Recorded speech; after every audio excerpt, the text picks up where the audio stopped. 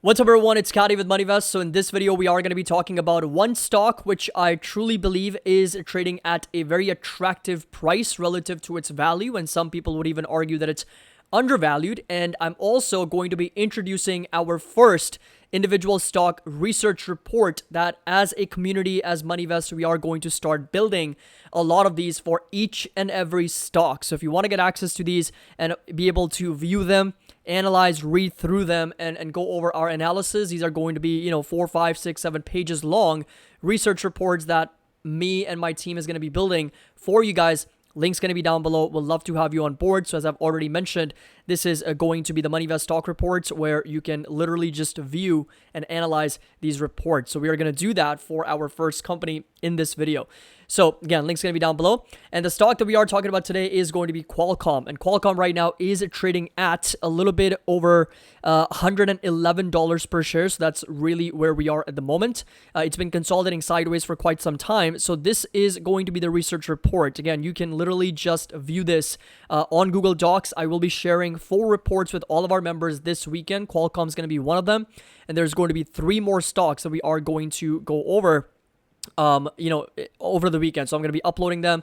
I'll be sharing, of course, the links, and then you can view them at your convenience. So the first thing we're going to go over is, of course, the core company description. So we know that Qualcomm is a semiconductor chip designing company. So these are going to be pretty extensive, right? So we're going to be putting a lot of time, like I'm going to be with my analysts putting a lot of time on this to put together, kind of go over the weaknesses, the opportunity, the risks. So this is just first video. I'm going over this, SWOT analysis for Qualcomm and going over, all the different core competencies, the qualitative analysis, then we'll jump over the financials, and of course the quantitative analysis as well, including our spreadsheets and, whatnot, growth, profitability, all those things. So that's going to be available for all the members. But right now for the first report, I'm giving it away for free on YouTube, going over this analysis for you guys. So we already know that Qualcomm operates through 3 main segments. That's the QTL, that's a Qualcomm Technology Licensing. That's a small percentage of the revenue. Qualcomm Strategic Initiatives, QSI, and Qualcomm CDMA Technologies, or QCT, right? That's really where the majority of the revenue comes from.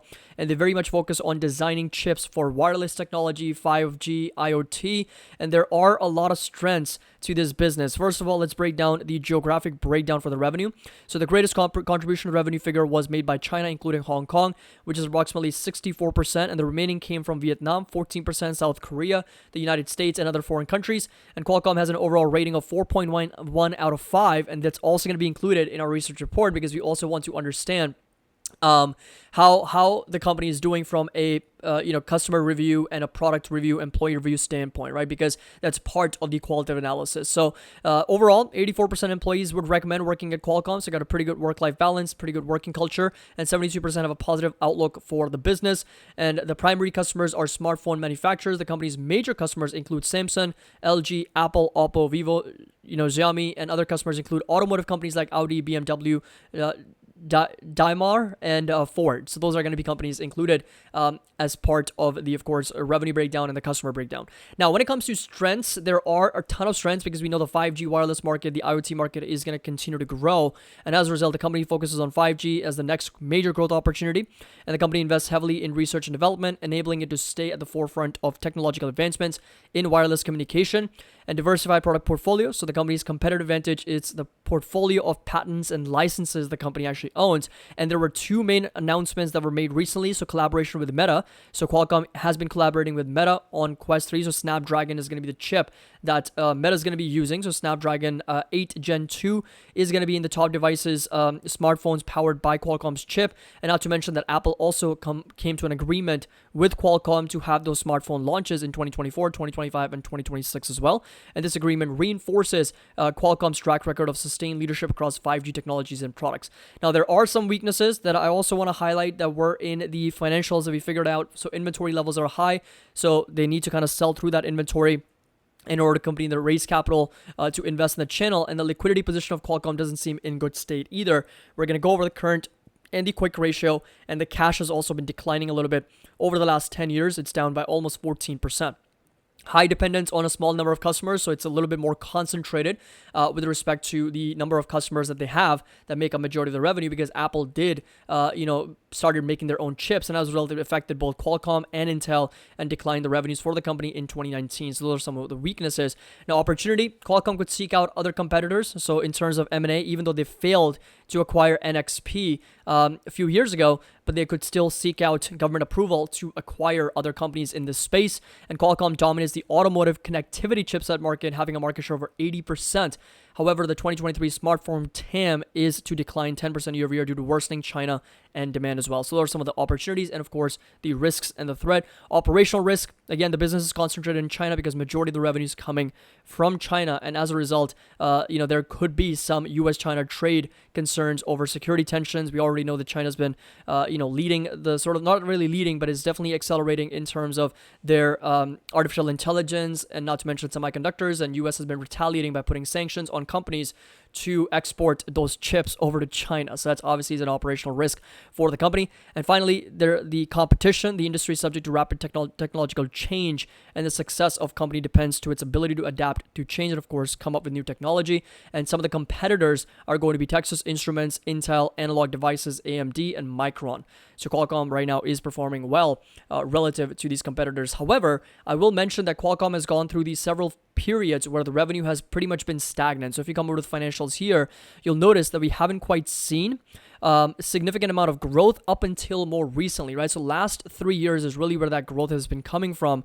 So if you notice 2023 numbers, or 2022 rather, it's a $44.2 billion. That's a 6.6% CAGR, which not necessarily is a growth company, but it is still growing, right? So it's not really high growth, but it's been stagnating. The last 3 years is really where the growth is coming from.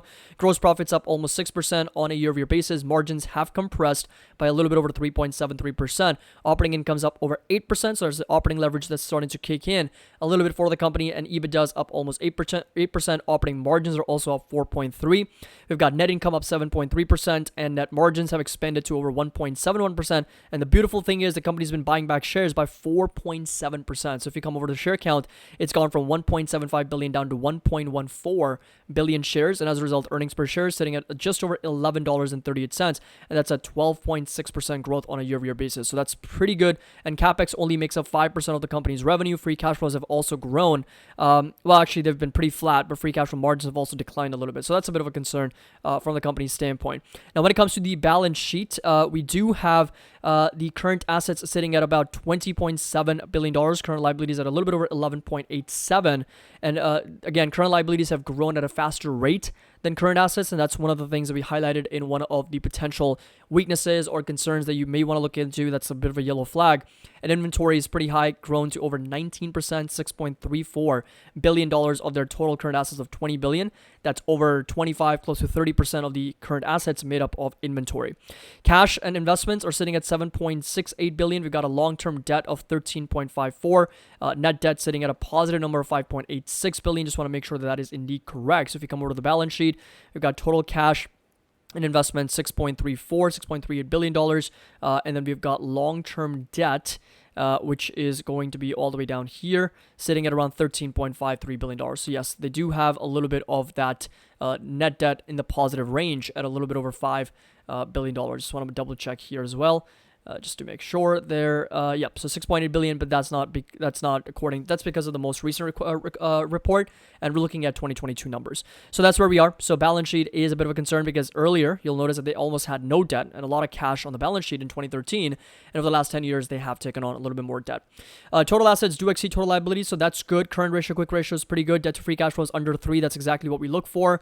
Net debt over EBITDA is also really strong at 0.33. Cash to debt is again 0.57 because they've got more debt than cash on the balance sheet. Total assets over total liabilities at 1.58, and they've got pretty good interest coverage ratio and pretty good solvency ratio at over 47% as well. And shareholder equity has gone down, unfortunately, to $18 billion. Now, finally, if we come over to efficiency, we've seen very significant growth in return on assets, equity, and invested capital because the company has been more efficient over time, and they've also hired, of course, more employees. So from 31,000 to 51,000 employees, revenue per employee and profit per employee has gone up, and valuation's really, really low. Like, you've got a company that is now starting to grow a little bit, right? So from a revenue perspective, from an earnings perspective, maybe not so much from a cash flow perspective, but you've got a valuation that's actually quite reasonable, trading at a little bit over 13 times earnings. Now, I will say this, that they're not expected to grow this year from an earnings standpoint. In fact, they expect to decline on a year-over-year basis. We'll go over that in just a minute. But price to sales, we're looking at around 3.4. A little bit under 6 times book, and we're trading at 11.3 times cash flow on a forward basis. So, valuation's quite reasonable, and the company pays a dividend of almost 3%. So there's a lot of things that actually do line up pretty well for Qualcomm, and the growth rate is expected at just over 10% for the company over the next 5 years, right? So if we apply a 10% growth rate here, we go with a very reasonable 16 times multiple, which is going to put the PEG ratio a little bit over 1.6. Free cash flow, considering that the growth rate has not really been that strong over the last 10 years or so, it's been pretty flat. Let's just go with some conservative numbers that, okay, it's a growing TAM. It's a company that is now starting to partner up with a lot of other companies for 5G, for IoT, for wireless technology and chips. Let's say the free cash flow actually does grow over the next 5 years at 4%, even being conservative and reasonable here, and a 12 to 14 times price to cash flow multiple. Right now it's at 11.3, 14 on a trailing basis. So let's just take that mid guidance of 12. Discount rate, we can go a bit lower because the company does pay out a 3% dividend. So we can go with about 9% here. 10% margin of safety, and share dilution of negative 5% because the company's been very aggressive in buying back shares. And we do a 50% EPS versus a 50% free cash flow. So weighted average price. And we get down to a fair value about $108 per share. And right now it's trading at about 111. So we're actually not that far off for Qualcomm. And Qualcomm in the low 100s, I think I've always been sort of interested in this company in the low 100s. The only hesitation has been the balance sheet because, they do have more debt than cash. And there are some loose ends. I mean, share buyback's pretty strong, but it's just the growth in earnings and revenue for the future, free cash flow growth as well as understanding the balance sheet, which has been a bit of a hesitation. But all those things put aside, I think the valuation is quite reasonable for this company, trading at about $111, and the fair value ends up at about $108 per share. So that does suggest that, Qualcomm is almost trading at its intrinsic value. And of course, the lower, the better. But low 100s, as I mentioned before, has always been something that's been very appealing to me for Qualcomm. And a couple of times, in fact, you'll notice that we have rallied quite a bit from those levels. So this right here was a rally of over 30%.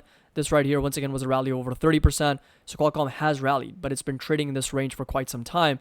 And this right here was the head and shoulders pattern that it broke down below, and then it's just been struggling to break past 120s, 130s, and it's just been hovering around $110, $111. So let me know your thoughts down in the comment section below. And like I said, I mean, these reports are going to be available for all the members, so you can literally just view these on Patreon and on Google Docs. I will share the links over the weekend, and this will be an ongoing process. Every single week, I'll be uploading 5 to 10 individual stock reports. So trust me, we're putting in a lot of time to build these for you, where you can even suggest things in the Discord. So if you are, if you think there's additional risk, if you think there's additional opportunity or weakness, or if you want to participate in our SWOT analysis, tag me on Discord, comment on this report, take screenshots, and then put comments in Discord, and we'll add this onto this report. So it's going to be a collaborative effort for everyone, so we can, we're kind of doing this together and we're not missing out on anything. So as always, if you enjoyed this video, found it helpful, make sure that you drop a like. Don't forget to subscribe to the channel, and link to our Discord and Patreon is going to be down below. We'll love to have you on board.